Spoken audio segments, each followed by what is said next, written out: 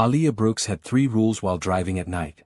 Tonight, she broke all of them, by hitting a man who didn't even fall. Rain hammered the windshield so hard her wipers cried in protest. Midnight shifts were always rough, but tonight felt cursed. Malik had a fever waiting at home, Zay's shoes were worn out again, and tips had been embarrassingly low. She just wanted to finish this last ride and get home. But fate had other plans. A shadow stepped out from the alley to her right, tall, dark coat, no umbrella. Aaliyah slammed the brakes, but the car skidded on slick pavement. The impact jolted through her arms. Thud. Her heart stopped. Oh my God, no, no, no. She threw the door open, rain instantly soaking her hair, jeans, everything. Her breath fogged the cold air as she ran around the car. The man was standing. Standing. Not on the ground. Not injured. Just watching her. Lightning flashed, and she saw his expression, calm. Too calm. The kind of stillness that wasn't human. Are you okay? She gasped, fighting to keep her voice steady. He didn't answer right away.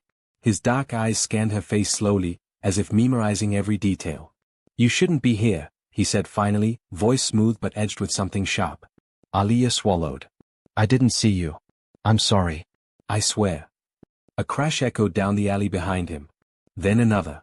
Men shouting. Footsteps pounding closer. The man, this stranger she just hit, turned his head slightly, jaw tightening. Get back in the car. What? She whispered. He looked at her fully now, eyes like cold steel. Get in. Now. Something in his tone bypassed her brain and hit her survival instincts. She scrambled back to the driver's seat as he moved around the hood and slid into the passenger side with an eerie calm. Before she could speak, 2 men burst from the alley wielding knives. Aaliyah didn't need further instructions. She floored the gas. Tires screeched, water splashed, and her beat-up Toyota lurched forward. Her heart raced so fast she felt it in her throat. What is happening? She stammered as she sped through the empty street. The stranger's voice was low, controlled. Take the next right. She obeyed, knuckles bone-white on the steering wheel. Rain blurred everything. Her wipers smacked the glass furiously, but the world still felt smeared. She smelled the man next to her, sandalwood, smoke, rain-soaked wool. Expensive. Clean. Controlled. Not someone random. He wasn't breathing hard. He wasn't shaken. He wasn't normal. She glanced at him. Who are those men? People you don't want to know. And you? He looked at her, expression unreadable. Someone you never should have hit. She swallowed hard. Okay. Maybe don't ask questions.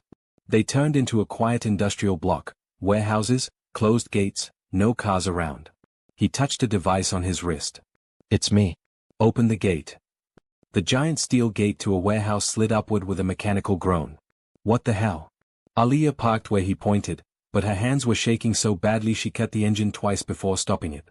She turned toward him and accidentally knocked her phone into the space between their seats. Sorry, she muttered, reaching down blindly. Her fingers hit a phone, same case as hers, same glittery silver back, same cracked corner. She grabbed it automatically. The man opened his door. Stay here. She froze. His tone wasn't threatening, but it left no room for argument. Armed men in black suits appeared out of nowhere and bowed slightly as he entered the warehouse. Bowed. Lightning flashed again, illuminating the dragon tattoo curling up one guard's neck. Aaliyah's stomach dropped. What is this place? No answer, of course. He was already gone. Her hands trembled as she looked at the phone she'd grabbed. The lock screen lit up. New message. Shipment secured, boss.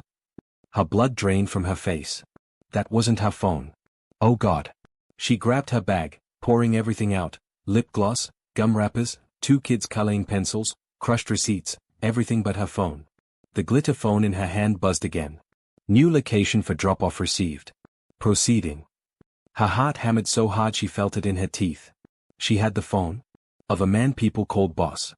Of a man men with weapons bowed to. Of a man who walked away from a collision without blinking. She didn't know what world she'd stepped into, but she wanted out. Now. Before she could even think of escape, the passenger door opened again. He slid back inside, water dripping from his hair. His eyes flicked to her hands. That's not your phone. She flinched. I grabbed it by accident. I'm sorry. I didn't mean. He took it gently, not angrily, just, knowing. Keep it for now. What? No. I don't want. Aliyah. Hearing him say her name shut her up. She hadn't told him her name. You're safer with that phone on you than without it, he said quietly. She stared at him. Safer, from what?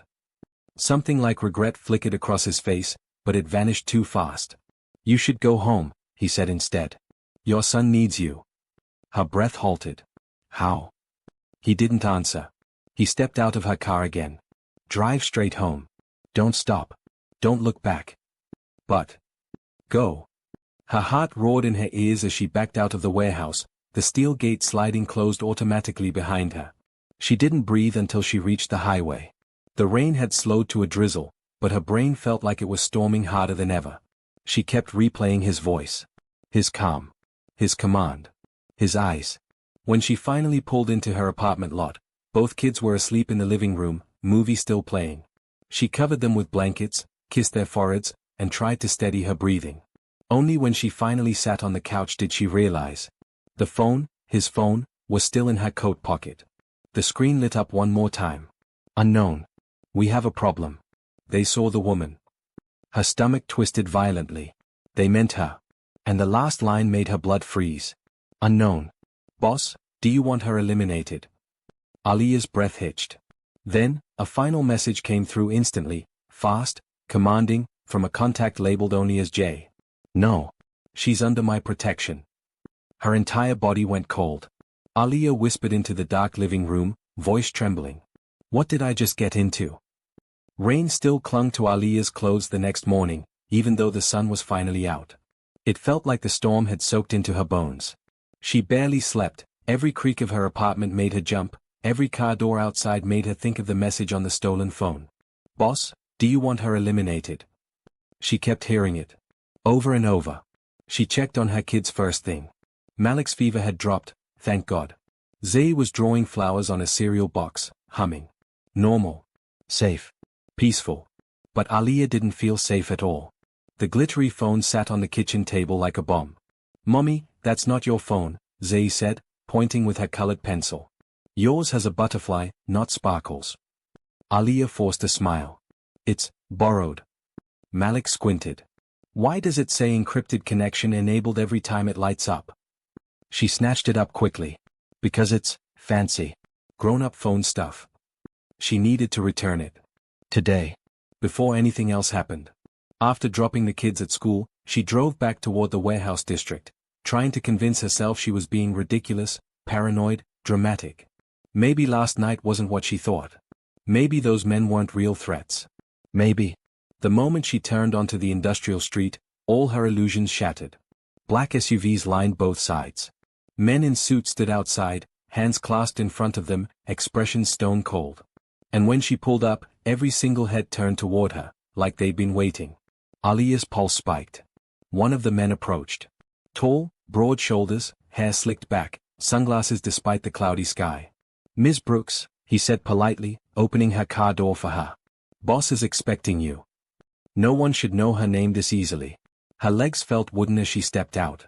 The man guided her through the warehouse entrance. Inside, it wasn't a warehouse at all. The interior was sleek, black marble floors, glass meeting rooms, security monitors everywhere. This wasn't a gang hideout. It was a headquarters. Jin Hyuk stood by a long table, reading documents like he'd been up since dawn. He didn't look up immediately, but she felt the shift in the air when he noticed her. Something tightened behind his eyes. You came back, he said simply. Aliyah held out the phone. I just want to return this and never be involved in, whatever this is. Jin Hyuk approached her slowly, hands in his pockets. You haven't slept. No one sleeps after the kind of night I had. A hint of something, guilt, passed through his expression. Sit. I don't want. Aliyah. Sit. Not harsh. Not threatening. Just, absolute. She sat today. He pulled out a chair across from her, lowering himself with a controlled heaviness that made her realize he was exhausted too. But instead of addressing last night, he nodded to a man standing nearby. Bring her tea. I don't want tea, she snapped. It will help your nerves. She hated that he wasn't wrong. The tea came steaming, fragrant, calming, but she refused to touch it. Jin Hyuk rested his forearms on the table. Tell me exactly what scared you. You know what scared me, she shot back. Men breaking windows. Men chasing me. Your phone getting messages about eliminating me. The word echoed too loudly. He didn't flinch. And yet here you are. Because I want out. Whatever this is, whatever you are, I don't want it near my children. His jaw flexed once. Your children are safe. You can't promise that. He leaned slightly closer. Last night, you were attacked because they followed me. Not because of anything you did. That doesn't make me feel better, she said through clenched teeth. He studied her quietly for a moment, eyes searching her face. I didn't tell them to target you. I stopped it. She already knew that, she saw the message. But hearing it from his mouth made something twist inside her chest. He slid a small card across the table. Black. Minimalist. A number printed in silver. If you ever feel unsafe, he said, you call this. Day or night. You don't hesitate. She pushed the card back. No. I don't want to be connected to you. His voice dropped. Aliyah, last night wasn't random. They're still looking. And they know your face. Her breath caught. All because you helped me, he added quietly. I didn't help you, she shot back. I hit you with my car. That almost made him smile. Almost. Even more reason for me to protect you. She shook her head. I'm not a part of your world. You are now. Her stomach knotted. I just want to go back to normal. Normal ended the moment those men saw you. Anger flashed through her. So now what? I'm supposed to just trust you? No, he said. You don't have to trust me. Just listen. He slid the card toward her again. This time, she didn't push it back. She hated how steady his gaze was. How sure he seemed about everything. How small and chaotic he made her life feel in comparison. She took a shaky breath. Fine. But I'm leaving. He nodded once. I'll have someone escort you. No, she cut in. No guards. No SUVs. No attention. I want to walk out like a normal person. For a moment, Jin-hyuk didn't move. Then he nodded again. As you wish. She stood quickly before her nerves betrayed her. She was halfway to the door when he said, softly, Aliyah. She froze.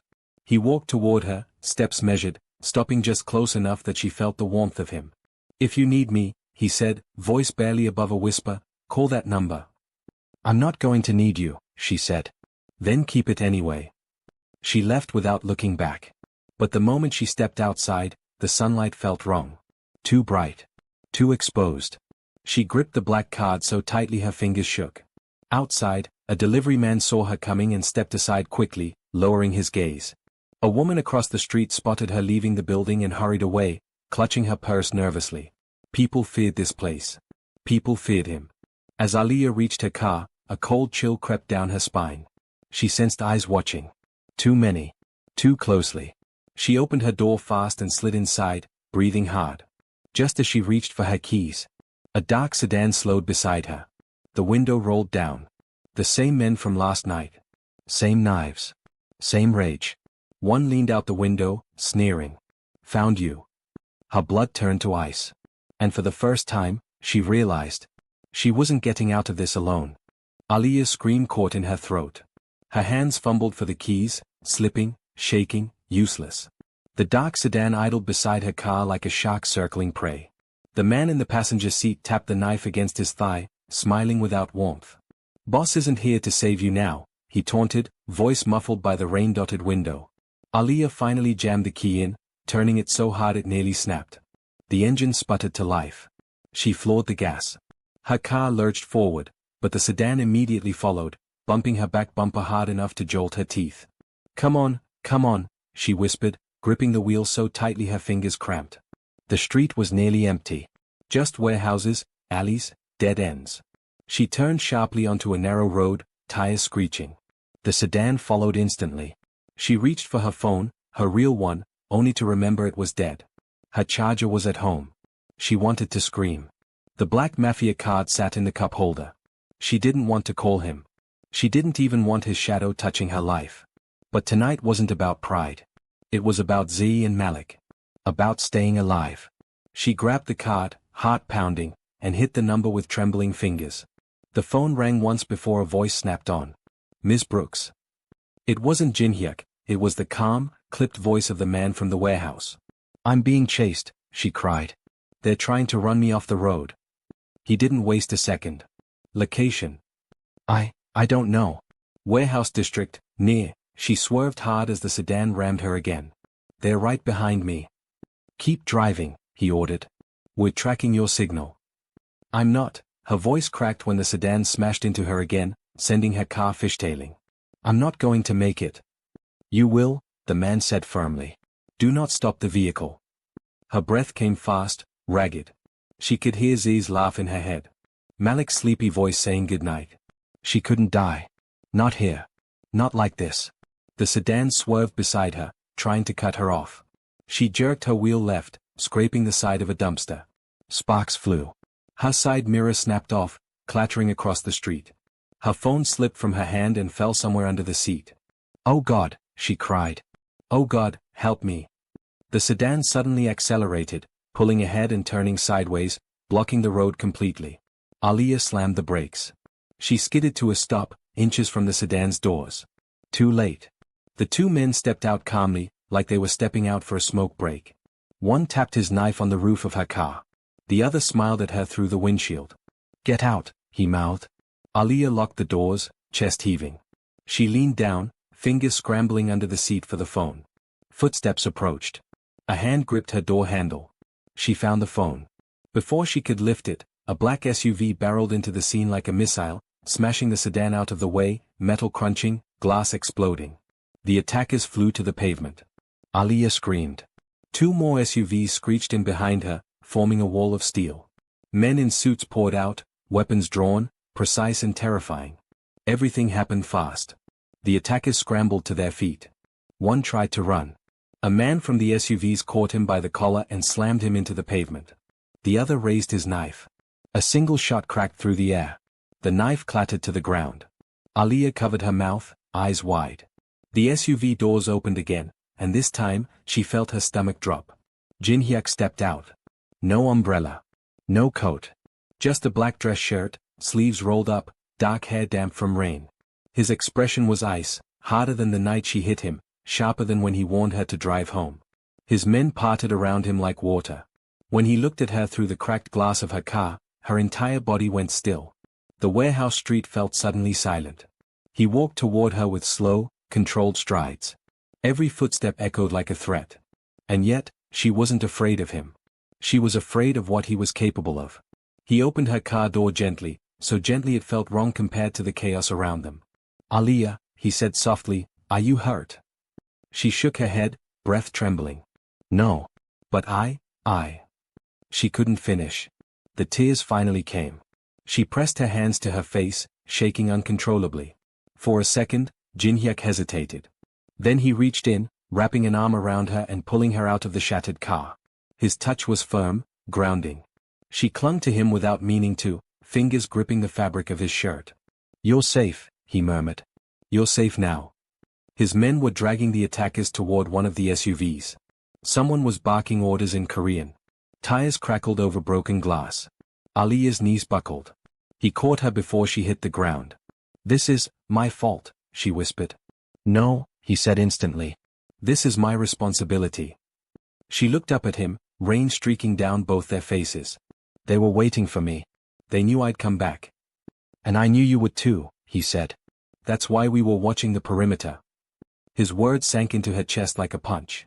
"You were watching for me?" "Of course I was." Her breath caught. There was something in his eyes she couldn't name. Something frightening. Something gentle. "Your car is compromised," he said quietly. "Your address is compromised. Your routine is compromised." "What does that mean?" "It means," he said, taking her trembling hand, "you don't go home tonight." Panic flared. "My kids are already safe." Her heart stopped. What? "I sent 2 men to your building 30 minutes ago," he said. "They're bringing Malik and Zaid to you now." Her legs nearly gave out again. "You had someone watching them?" "I protect what becomes my responsibility," he said, voice low. "Whether you accept that or not doesn't change the fact." The weight of his words stunned her. The 2 SUVs pulled around. A rear door opened. Inside were car seats, blankets, and stuffed animals, hers. Aliyah stared at him. Where are you taking us? To a place they cannot reach. She felt the final piece of normal life slip away as he guided her into the SUV.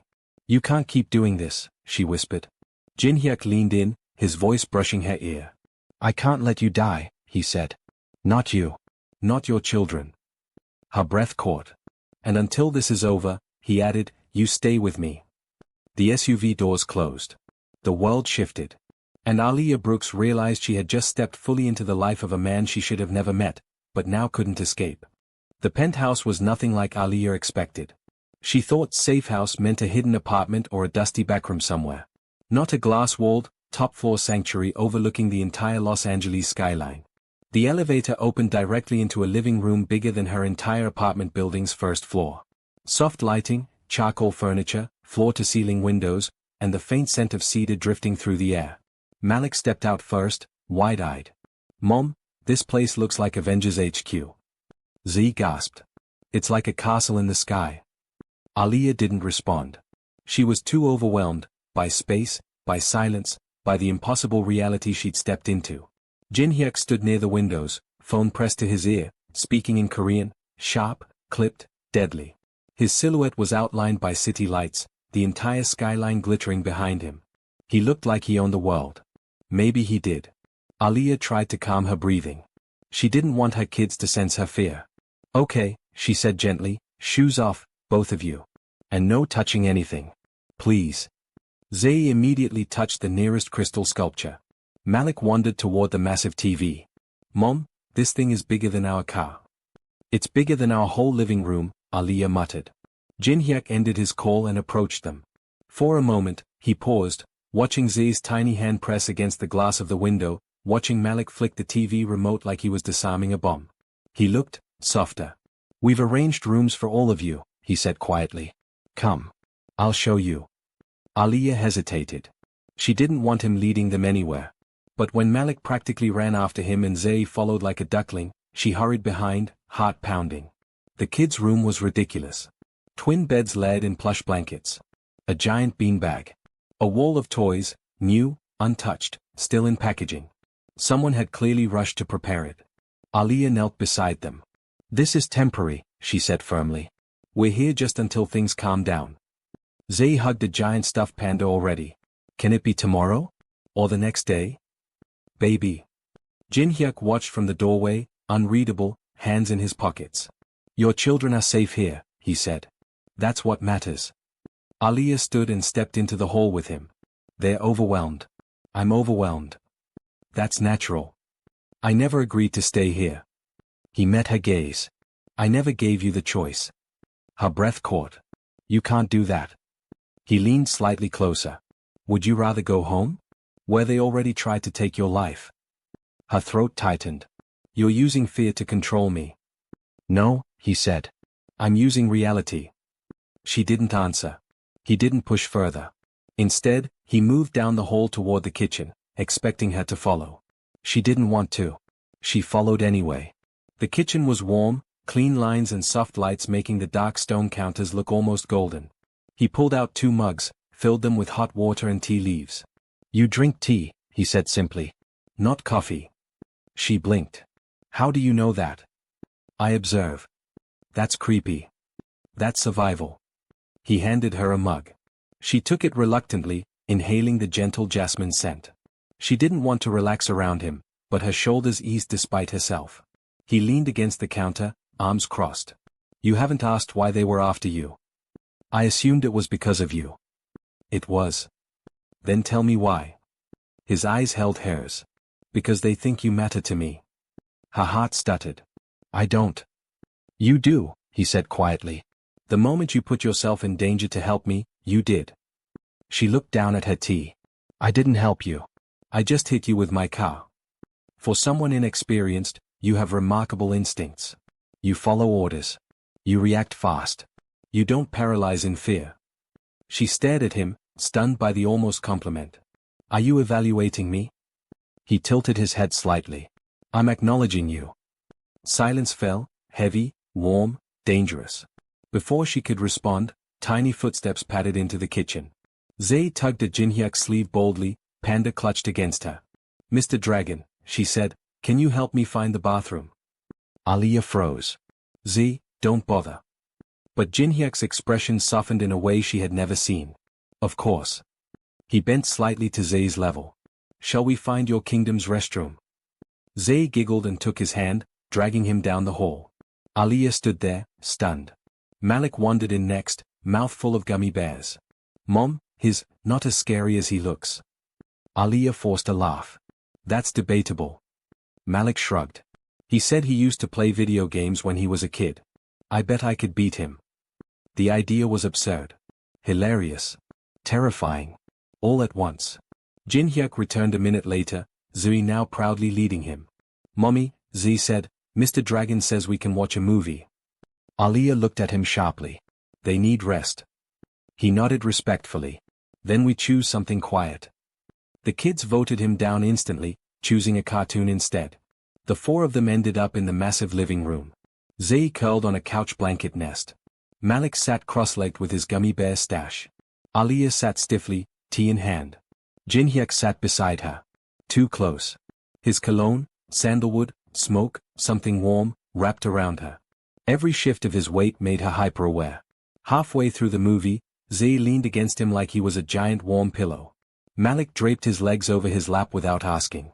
Jinhyuk looked down at them as if no one in the world had ever done that to him. He didn't move them.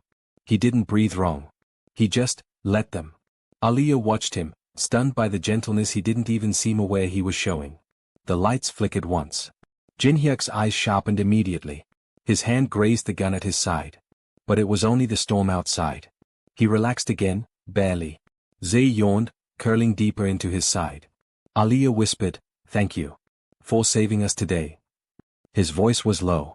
"I will always save you." She swallowed. "You don't even know me." "I know enough." The room felt too warm suddenly. Her hand brushed his on the couch. A small, accidental touch. But neither of them moved. Her heart hammered. His breath slowed. He turned his head toward her, the space between them shrinking. The front door slammed open. Jinhyuk shot to his feet instantly, placing himself between her and the sound. His men rushed in, speaking rapid Korean.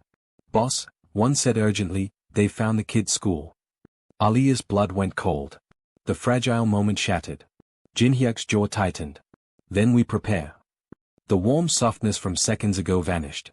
He wasn't the man holding her kids during a movie anymore. He was the man men feared. Aliyah pulled her children close as chaos sparked around them. And she finally understood. Living with Jinhyuk meant living in the crater of a war she didn't choose, but couldn't escape.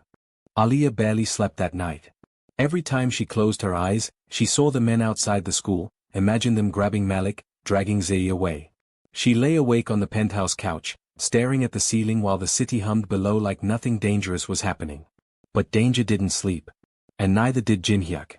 She heard him on the phone all night, quiet, controlled, giving orders like every word was a weapon. Sometimes he spoke Korean so fast she couldn't pick out a single syllable. Sometimes he spoke English with a calmness that frightened her more than shouting ever could. By morning, she had a headache pounding behind her eyes. She dragged herself to the kitchen expecting chaos. Instead, she found Jinhyuk at the stove, stirring something in a pan with surprising care. Malik sat at the counter in a t-shirt 3 sizes too big, swinging his legs, while Zay braided a piece of yarn she'd found. The scene was absurd. Safe. Domestic. Impossible. Jinhyuk glanced over his shoulder. "Sit. You look exhausted." "I wonder why," she muttered, sinking into a chair. "Breakfast will help," he said. She arched a brow. "You cook." His lips twitched, not a smile, but close. "Only when necessary." Z bounced over to him. "Mr. Dragon made eggs. And toast that isn't burned." Aliyah tried not to stare. A Mafia boss flipping eggs. Her life had officially crossed into insanity. He placed a plate in front of her. "Eat." She picked up her fork reluctantly. "You know, ordering people around doesn't work on me. And yet you're eating." She glared at him, but the warmth spreading through her chest felt traitorous. They ate together, strangely quiet. Malik asked questions. Z asked more. They both adored him.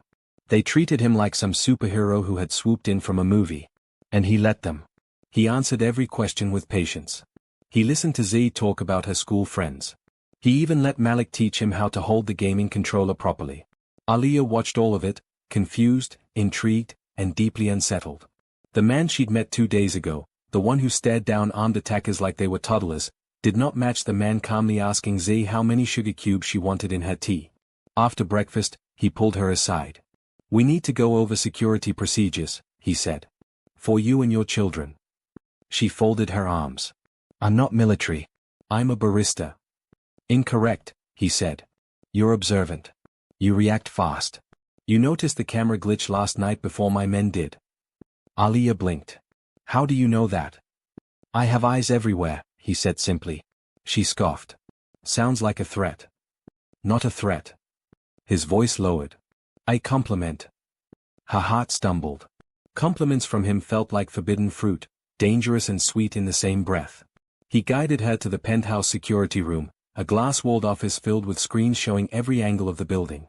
She didn't want to be impressed, but she was. "This is where we monitor all external threats," he explained. "Show me what you saw last night."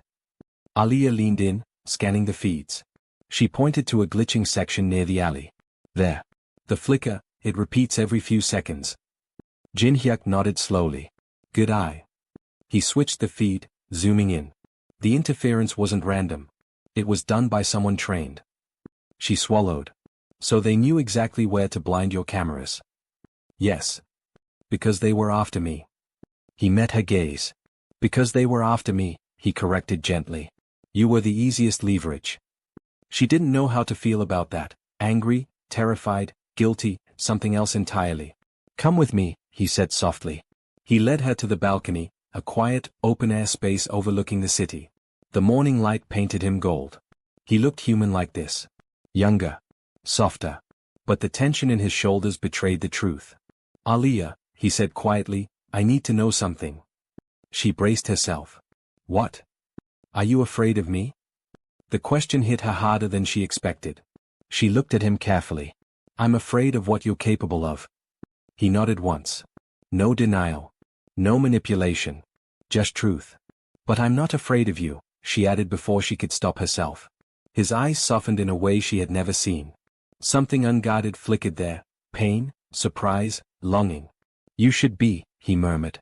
"I don't think so," she whispered back. The wind shifted, brushing a stray curl across her face. He reached out instinctively, fingers brushing her cheek as he gently tucked the curl behind her ear. The touch was soft. Too soft for a man with hands capable of violence. "Aliyah," he said, voice low. She felt the warmth of him, his breath brushing her forehead, the closeness pulling her like a tide. Her heart thudded painfully hard. She should pull away. She didn't. Before either of them could go further, the balcony door opened, fast. "Mom?" Malik shouted. "Mr. Dragon, can you play video games with me? You said you'd try again." Aliyah stepped back, breath unsteady. Jin-hyuk's jaw tightened just a little, as if the moment slipping away physically hurt. But he turned to Malik with surprising patience. "Yes. I'll play. No shooting games." Z added. "Mom said no violence." Jin-hyuk's lip quirked. "Then I'll lose very badly." They ran inside. Aliyah followed slowly, still processing the almost moment on the balcony.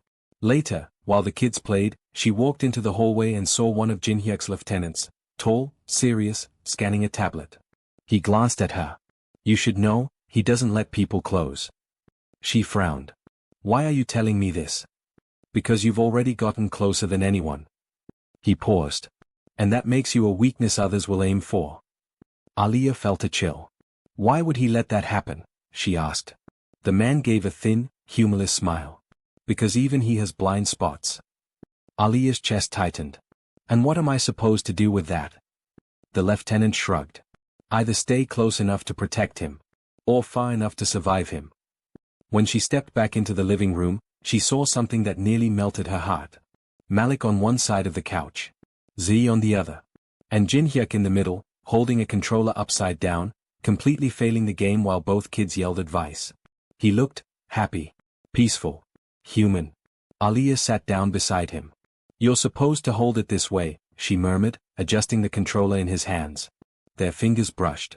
He looked at her. Everything slowed, the city, the sound of the kids, the tension in the room turning warm and magnetic. Aliyah, he whispered. Her breath hitched. Yes? His hand slid over hers intentionally this time, not an accident, not a coincidence. He pulled her closer, inch by inch, until she felt the heat of his chest, the steadiness of his breath. And then, finally, he kissed her. Not rushed. Not hesitant. A slow, deep, claiming kiss that made her knees weak and her heart useless. She kissed him back before she could think. Before she could breathe. Before she could stop herself. When they finally pulled apart, both breathless, both shaken, he whispered against her lips. This was a mistake. But his fingers still held hers. And they both knew he didn't mean it. Aliyah woke to the sound of raised voices, sharp, tense, urgent. Not shouting, but close. Controlled panic. She sat up instantly, heart hammering. The penthouse was dim, early dawn light barely creeping through the curtains. She slipped off the couch and followed the voices down the hall. Jin Hyuk stood in the security room, hair messy, shirt unbuttoned at the collar. His lieutenant held a tablet with live camera feeds pulled up, street views, alley angles, drone footage. Every single screen showed movement. Men she didn't recognize. Cars she'd never seen. Aliyah felt dread coil tight in her stomach. What's happening? She asked. Jin Hyuk turned, and the look in his eyes wasn't the softness she saw yesterday. It was all business. Cold. Deadly. They made a move. Her throat dried. Who? The Ghost Serpents, his lieutenant answered for him. The rival syndicate. They've spotted your children's school. They're looking for leverage. Aliyah's knees weakened. My children. They're here, Jin Hyuk said quickly. Safe. No one is getting near them. She took a breath, but it didn't help. Her chest felt like it was crushing in on itself. This is exactly what I was afraid of. This was why I didn't want to stay here. You weren't staying here, he said. You were hiding here. Same thing, she snapped. And the longer we're here, the more danger we're in. He stepped closer. Aliyah. No, she whispered, backing up. Don't. Not right now. Her eyes burned, and she hated it, hated that she was breaking in front of him, hated that he was the only one she could lean on, hated that she wanted him to fix everything when he was the reason she needed fixing. She turned and walked out, needing air. Needing space. The balcony wind was cold and sharp. It shocked her awake. She gripped the railing, staring at the city below, lights blinking like distant warnings. Her breath fogged the air, shaky and uneven. She heard steps behind her. You shouldn't be out here alone, he said quietly. She didn't turn. I shouldn't be here at all. He was silent for a moment. You're angry. I'm terrified, she corrected. There's a difference. He stepped beside her, close but not touching. I told you I'd keep you safe. You can't promise that. I can. You can't. She spun toward him, tears spilling despite her fight. You're one man, Jin Hyuk. I don't care how powerful you are, these people, this world, it's bigger than you. Bigger than all of this. He exhaled slowly, like he was swallowing something painful. I know you're scared. I'm not scared, she said, voice breaking. I'm desperate. He finally touched her, softly, like she might break. His hands slid to her arms, grounding her. Let me protect you. I can't do this, she whispered. I can't let my kids grow up in fear of your enemies. You won't, he said. How can you say that? Because I will end them. His voice was steel. Cold. Absolute. Aliyah shook her head. You think violence solves everything. It solves people who try to hurt what's mine. What's yours? She repeated, breath trembling. I am not yours. His jaw tensed. Silence stretched between them, tight and trembling. Then she said the thing she'd been afraid to say out loud. I need to leave. Something broke in his expression, something he didn't let anyone see. No. She stepped back, putting space between them. I can't keep putting my kids in danger. I know you mean well, but... This isn't about meaning well, he said sharply. It's about reality. If you walk out that door, you die. She flinched. You and your children, he added quietly. Her breath froze. They're watching your building, your workplace, your routines, he said. If you leave my protection, they will find you. She hated that he was right. Hated it so much it made her chest hurt. So what? She whispered. I'm supposed to stay here forever? No, he said. Just until this ends. And when is that? When I kill every person who's threatened you. The wind seemed to go still. You can't do that, she whispered. I can, he said. And I will. She stared at him, this man who had held her children while they laughed, who cooked them breakfast, who kissed her like the world was ending. This same man could end lives with the same steady calm. Jin-hyuk, she murmured, voice trembling, I don't know if I can live in your world. You're already in it. But I didn't choose it. You think I chose mine? He said, a raw edge finally cracking through. I was born into blood and debt and enemies. I had no choice. She swallowed. I'm sorry. But my children. He stepped closer until his forehead nearly touched hers. Your children are safe. Because of me. They're only in danger because of you, she whispered. The truth hit him like a blow. He closed his eyes for a moment. When he opened them, they were darker, softer, but filled with a kind of grief she didn't understand. I know, he admitted quietly. And that's why you can't leave. She shook her head. You're controlling me. I'm saving you. You're trapping me. I'm protecting you. You're destroying any chance I have at a normal life. He didn't argue this time. Instead, he whispered, almost broken. Aliyah, you mean something to me. More than I can explain. More than I should let you. Her breath faltered. I can't lose you, he said. Not now. She stared at him, heart twisting painfully. She wanted to lean into him. Wanted to trust him. Wanted to pretend the world didn't fall apart at his feet. But she also heard Malik laughing in her memory. Saw Z dancing in the grocery store aisle. Her kids. Her life. Her responsibility. She shook her head slowly. I can't stay. He reached out, instinct, impulse, but stopped himself inches from her. His voice dropped to a dangerous whisper. If you walk away, I will follow you. If you run, I will find you. And if they come for you, I will destroy them. She stared at him, shocked. He softened just barely. Because safer with me is still safer. Her chest tightened. Her voice was barely a whisper. What are we doing, Jin-hyuk? Before he could answer, his lieutenant burst into the room.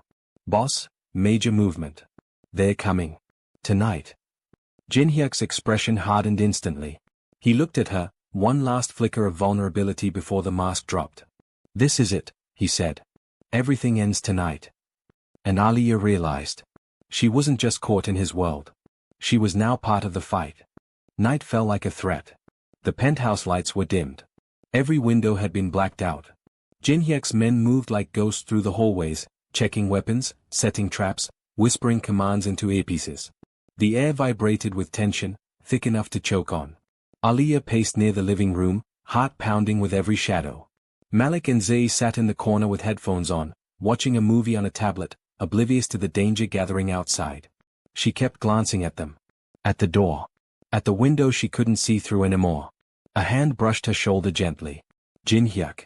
You need to stay back here with the children, he said quietly. No, she whispered. He blinked once. No? You said they're after me. I'm not hiding while you fight my enemies. This is not your fight. It became mine the moment they tried to run us off the road. It became mine the moment they threatened my babies. She lifted her chin. I'm not helpless. He studied her, really studied her. Not like she was fragile. Like she was fire. His voice softened. You don't need to prove anything to me. I'm not proving anything, she said. I'm protecting my family. Something flickered in his eyes, respect, pride, something deeper. Dangerous. Finally, he nodded once. Stay close to me. Before she could answer, the lights flickered. Just once. Then again. The building hummed. A low rumble traveled through the floor. Aliyah froze. What is that? Jin-hyuk grabbed her hand. They're here. The elevator dinged somewhere below, but instead of the usual mechanical sound, there was a harsh metallic crash, like something heavy had slammed into it. Men shouted. Footsteps thundered up the stairwell. Aliyah's breath hitched. Jin-hyuk's men rushed into position, forming a line near the main entryway. One turned and lifted a metal panel in the wall, revealing a hidden door. Get the children inside the panic room, Jin-hyuk ordered. Aliyah grabbed Malik and Zay. Come here, now. No questions. Their eyes widened, they could feel the fear now, but they obeyed. She pushed them through the door into a steel-lined room with screens showing the rest of the penthouse. We'll be right outside, she promised. You better, Malik whispered, voice shaking. Z grabbed her hand. Don't leave us. Aliyah kissed her forehead. Never. The door sealed behind her with a thud. She turned, and nearly ran into Jinhyuk. You stay behind me, he said. I stay with you. Footsteps grew louder. Metal screeched. Then the front door burst inward. 5 armed men stormed in, faces masked, guns raised. Everything exploded at once. Jinhyuk shoved Aliyah behind a marble pillar as gunfire erupted. His men returned fire with brutal precision. One attacker fell instantly. Another dove behind the couch, bullets tearing into the walls. Aliyah ducked as something shattered above her, glass raining down. She peeked around the pillar, and saw a movement reflected in the TV screen. A sniper. Positioning behind the dining table. Aiming, straight at Jinhyuk. Her stomach dropped. Jinhyuk, she screamed, pointing. Left. He reacted instantly, diving aside as a bullet whizzed through where his head had been. He rolled, fired twice, and the sniper collapsed. He looked back at her, shock tightening his eyes. You saw that? She nodded, breathless. He didn't say it, but she heard the words in his stare. I would be dead without you. But there was no time. More men poured in through the stairwell. Aliyah grabbed a fallen attacker's stun baton, something she'd used back in her old security job, and surged forward. She slammed it into the side of a man trying to flank Jinhyuk. Electricity crackled. The man collapsed. Jinhyuk whipped around. Aliyah. I'm fine, she shouted. She was lying. Her hands were shaking. Her lungs were burning. But adrenaline kept her going. Another man rushed toward her. She dodged his swing, slammed the baton into his ribs, and he crumpled with a grunt. Jinhyuk's men were thinning the attackers, but more arrived, relentless, coordinated. A grenade rolled across the floor. Down. Jinhyuk yelled. He grabbed Aliyah, pushing her behind the couch as the explosion rocked the room. Heat seared her skin. Her ears rang. Dust filled the air. She coughed violently, eyes stinging. Jinhyuk pulled her up, brushing dust from her hair. Are you hurt? No, she rasped. Are you? He didn't answer. She looked down, and saw blood. His shirt was torn. A deep slash across his side. Dark red spreading fast. Jinhyuk, she choked. You're bleeding. I'm fine. You're not. He staggered slightly, gripping the wall with one hand. Before she could check the wound, another man lunged at him. Aliyah reacted first, swinging the baton, cracking it against the attacker's skull. He dropped instantly. Jinhyuk stared at her again, this time not in shock. In awe. But he was fading fast. Aliyah wrapped an arm around him. Stay with me. He exhaled shakily, leaning into her. We're almost through. More gunfire. Shouts. Footsteps running closer. Jinhyuk lifted his gun weakly. They're sending their last wave. Aliyah tightened her grip on him. Then we fight the last wave. He turned his head toward her, face pale, breath shallow. You should be in the panic room. And leave you bleeding out here, she said, furious. Not a chance. His mouth twitched. The ghost of a smile. You're impossible. And you love it. He didn't deny it. The final attackers rushed in. Aliyah and Jinhyuk fought back to back, her with the baton, him with his last bullets, both moving on instinct. Every hit she landed felt like reclaiming her life. Every shot he fired felt like a promise. When the last gunman fell, silence finally settled. Heavy. Dusty. Broken. Aliyah dropped the baton, trembling. Jinhyuk swayed. She caught him before he fell fully, lowering him to the ground. His head rested against her lap, breath shallow, eyes half-lidded. No, no, no, she whispered. Stay with me. Stay awake. His fingers brushed her cheek weakly. Aliyah. Don't you close your eyes, she begged. He swallowed hard, pain etched deep. I thought, losing you would be the worst thing that could happen to me. Her vision blurred with tears. But this, he whispered, voice trembling, this is worse. She bent over him, forehead against his. I'm right here. I'm not going anywhere. His hand curled around her wrist. Weak, but certain. I love you, he breathed. Her heart shattered open. I love you too, she whispered through tears. Sirens wailed in the distance. Jinhyuk's men called out that the building was secure. But all Aliyah cared about was the man bleeding in her arms. The man she couldn't bear to lose. The man she had just confessed everything to. Stay with me, she said again, voice cracking. Jinhyuk's eyes fluttered, dark, soft, human. For you, he whispered, always. Then everything around them blurred into chaos as medics rushed in and she refused to let go. Sun pulled through the kitchen windows, warm and soft, painting the room in gold. The air smelled like pancakes, vanilla, and the faintest hint of sandalwood, the scent that always told Aliyah exactly where he was before she even saw him. A year had passed. A full year since the night the ghost serpent stormed the penthouse. A year since she'd held Jinhyuk in her lap, bleeding, whispering love to him through shaking tears.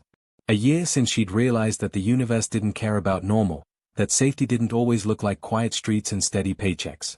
Sometimes safety looked like a man who would burn down the world to protect you. Jinhyuk walked into the kitchen carrying Zae on one hip. She wore her little pink pajamas and his sunglasses, much too big, slipping off her tiny nose.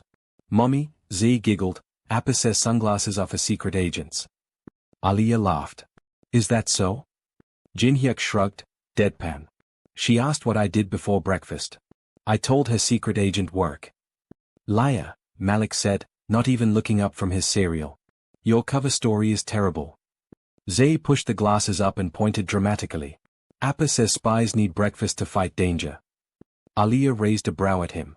"Did you really tell her that?" "A well-fed agent is a successful agent," he replied, straight-faced. She snorted. Unbelievable. But she couldn't stop smiling. Even now, she still caught herself staring at him, because she remembered the man he used to be. Cold. Hard. Alone. Now he looked like a man who belonged in the sunlight, even if he didn't know it.